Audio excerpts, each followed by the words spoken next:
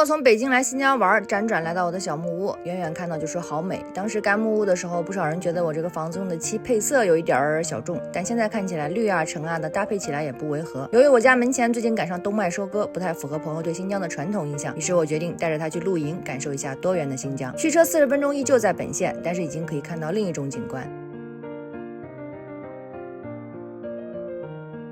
我隐隐感觉到，我都市来的朋友似乎对牛马的生活产生了不同的认知。裤子给你吃坏了哦。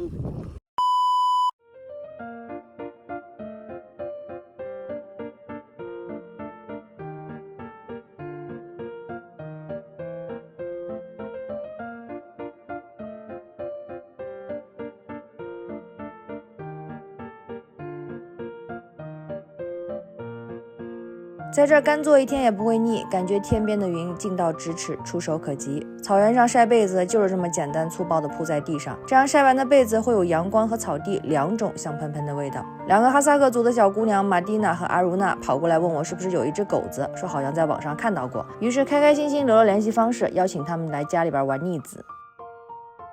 最近暑假，草原上的孩子也多了起来，充分给我们展示了新疆的热情。这个小孩姐叫乃泽热，自称奶茶姐，说你们要是不赶时间，我给你们跳个舞吧。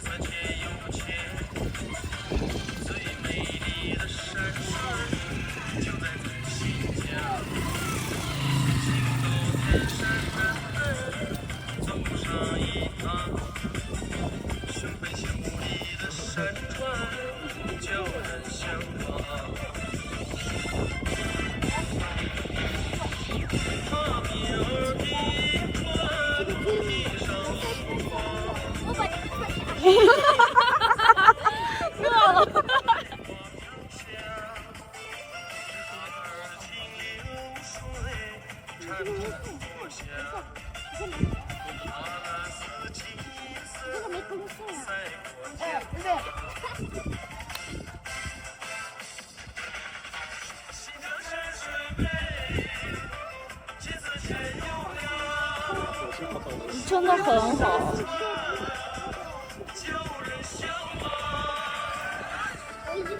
好美啊！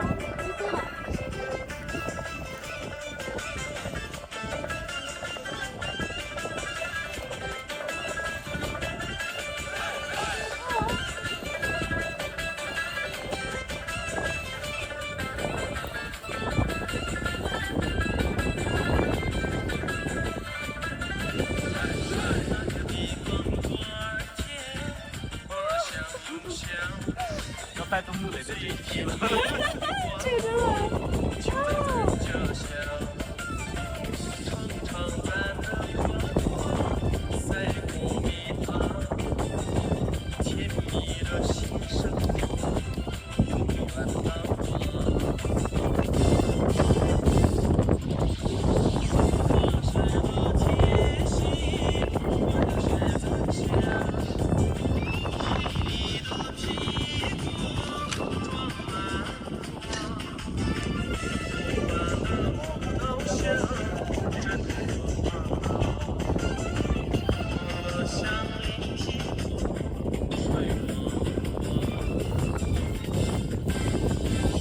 真的